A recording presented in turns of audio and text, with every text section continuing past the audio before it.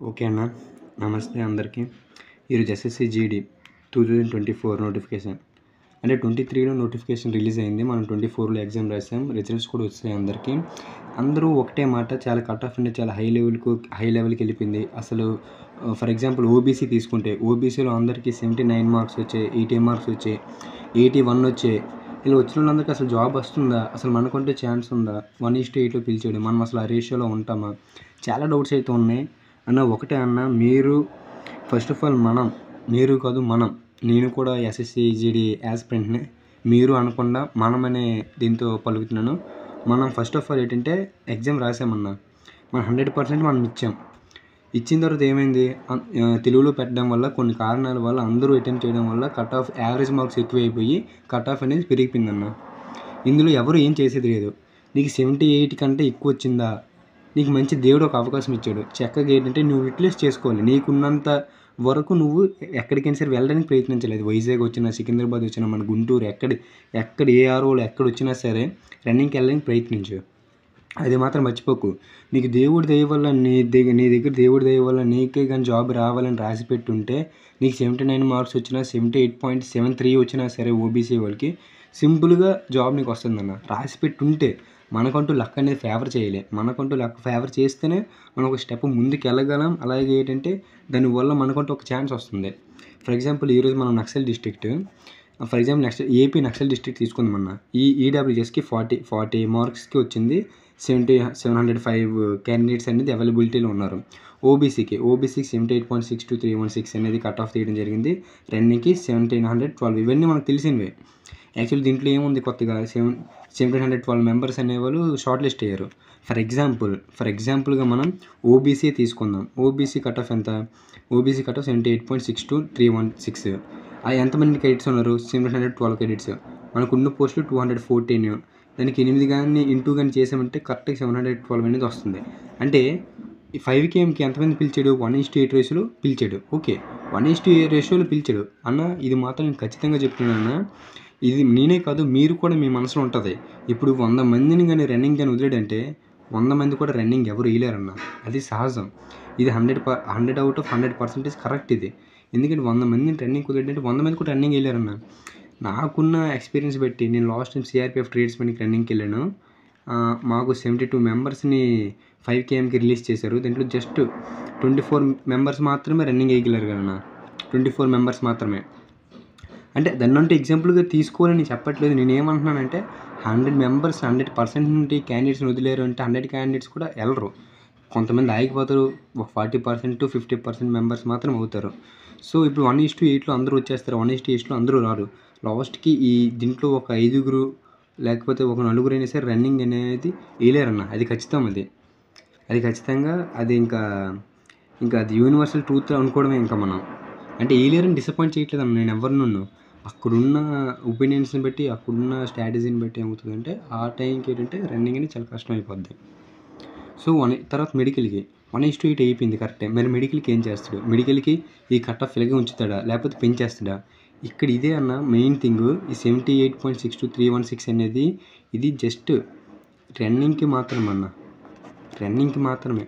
కానీ మనకంటూ ఒక మార్క్స్ రావాలి అంటే రన్నింగ్కి మాత్రమే.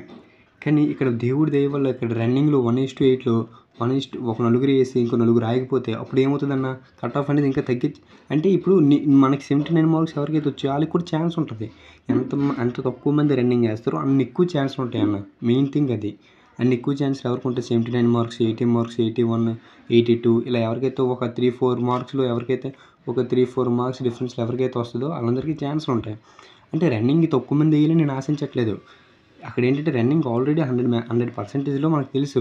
100% కరెక్ట్గా ఎంతమంది వేస్తారు? మహా అయితే 50% చేస్తారు. ఎవరు కూడా డౌటే. ఈసారి ఏంటంటే కొద్దిగా టైం పెరిగింది కాబట్టి 50% చేసి తెయ్యొచ్చు. ఇంకా దేవుడి దయ. ఇంకా హైట్లో పోయే వాళ్ళు చాలామంది ఉంటారు అన్న. అర్థమవుతుంది. హైట్లో పోయిన వాళ్ళు ఉంటారు, 50% రన్నింగ్ వేసిన వాళ్ళు ఉంటారు. చాలా చాలా జరుగుతుంటాయి. ఇంకా ఇవన్నీ ఇంకా దేవుడు నిర్ణయాలు ఇవన్నీ.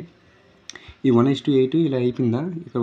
ఇక్కడ 5KM అయిపోయిన తర్వాత మెడికల్కి ఈ నలుగురు ఉన్నారు కదా. ఇప్పుడు ఫర్ ఎగ్జాంపుల్ నలుగురు పోయారు. 1:8లో నలుగురు పోయి నలుగురు ఉన్నారు. అయితే మెడికల్కి 1:4 పిల్లలు అన్న. మళ్ళీ దానికంటూ ఒక కట్ ఆఫ్ ఉంటుంది. అంటే ఎలాంటి జస్ట్ 78.62316 కదా. దేవుడి దయ వల్ల మనకంటూ ఒక లక్ అనేది ఉంటే జస్ట్ ఒక 1 మార్క్ యాడ్ చేస్తాడన్న. పాయింట్లోనే అది పాయింట్లో యాడ్ చేస్తాడా, లేకపోతే జస్ట్ 1 మార్క్ అనేది యాడ్ చేస్తాడు, +1 మార్క్ యాడ్ చేస్తాడు అనేది వాళ్ళ నిర్ణయం. దేవుడి దయ వల్ల 79కి ఇచ్చాడంటే మెడికల్కి 79 మార్క్స్ అబవ్ వచ్చిన వాళ్ళు కూడా పిలుస్తాడు. ఈ 4 మెంబర్స్లో 1:4 పిల్లలు. మళ్ళీ అక్కడ ఎవరో అందరికీ 78 మీద 79 వచ్చిన వాళ్ళు ఉంటారు. దీనికి ఒక మార్క్ యాడ్ చేసాడంటే అప్పుడు ఏమవుతుందన్న 79.62 అయిపోద్ది. కొంతమందికి 79.5 వస్తాయి. అలాంటి వాళ్ళు మరి చేయలేము, ఇంకేం చేయలేమన్న. అది నెగిటివ్గా చెప్పట్లేదు. మనకి పాజిటివ్ అంటే పాజిటివ్ అవుతుంది, నెగిటివ్ అంటే నెగిటివ్ అవుతుంది. దానికి ఏమీ చేయలేము. ఇలా 1 మార్క్ పెంచేటంటే మెడికల్కి అయితే పిలుస్తాడు. అది 1 మార్క్ పెంచుతాడా, 2 మార్క్స్ పెంచుతాడా, 3 మార్క్స్ పెంచుతాడు, ఇదంతా దేని మీద ఆధారపడి ఉంటుంది, రన్నింగ్ ఎవరైతే వేస్తారో వాళ్ళ మీద ఆధారపడి ఉంటుంది. సో మెడికల్కి 1:3లో పిలిచాడు, ఓకే. 1:3లో పిలిచాడు. 1:3 or 1:2 మ్యాక్సిమం ఏంటంటే 1:3 or 1:2 ఇదే కన్ఫర్మ్. నాకు తెలిసినంత వరకు 1:3లో పిలిచే ఛాన్సులు ఎక్కువ ఉన్నాయి.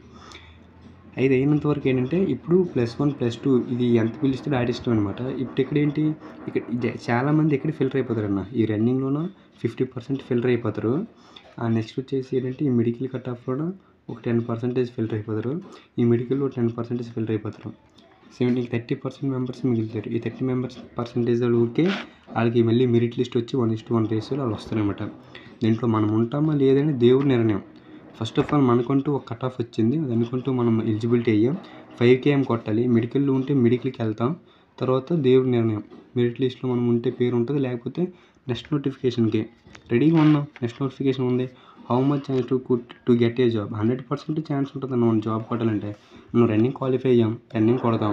మెడికల్కి లిస్ట్లో ఉంటే మెడికల్ కూడా క్లియర్ చేయాలి.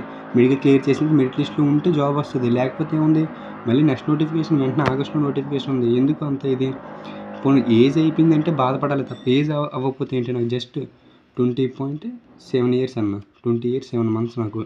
నేను ఎందుకు బాధపడాలి చెప్పండి, ఒక చిన్న లాజిక్, నేను ఎందుకు బాధపడాలి. అలాగే ఏంటంటే యాక్చువల్గా ఏంటంటే ఇదంతా ఎందుకోసం అంటే జస్ట్ ఒక ఎగ్జాంపుల్ తీసుకున్నాం. ఓబీసీ అనేది జస్ట్ 78 మార్క్స్, 79, 80, 81 ఉంటుందన్న. 100% ఉంటుంది. ఇప్పుడు రన్నింగ్ చేసిన వాళ్ళు బట్టి ఉంటుందండి. ఇదంతా ఇది ఎవరి వల్ల ఉంటుంది, రన్నింగ్ చేసిన వాళ్ళు బట్టి ఉంటుంది.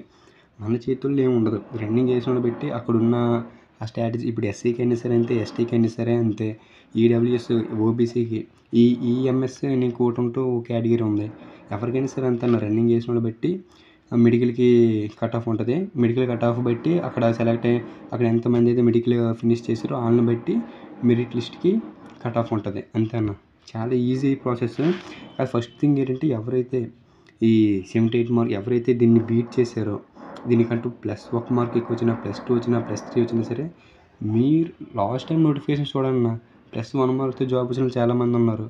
సీనియర్స్ని అడగండి ఎవరైనా సరే, +2 మార్క్స్ వచ్చినంతో కూడా జాబ్లో ఉన్నారు. ఇదంతా ఎందుకంటే జస్ట్ మనం అంటూ ఇప్పుడు రన్నింగ్లో ఉన్నాం, మనం రన్నింగ్ వేయాలి, అది మన బాధ్యత. రన్నింగ్ వేసిన తర్వాత మెడికల్ ఉంటే దాంట్లో మెడికల్ క్లియర్ చేస్తాం. మెడికల్ క్లియర్ చేసిన మెరిట్ లిస్ట్ ఉంటే జాబ్ వస్తుంది, లేకపోతే నెక్స్ట్ నోటిఫికేషన్, అంతే అన్న.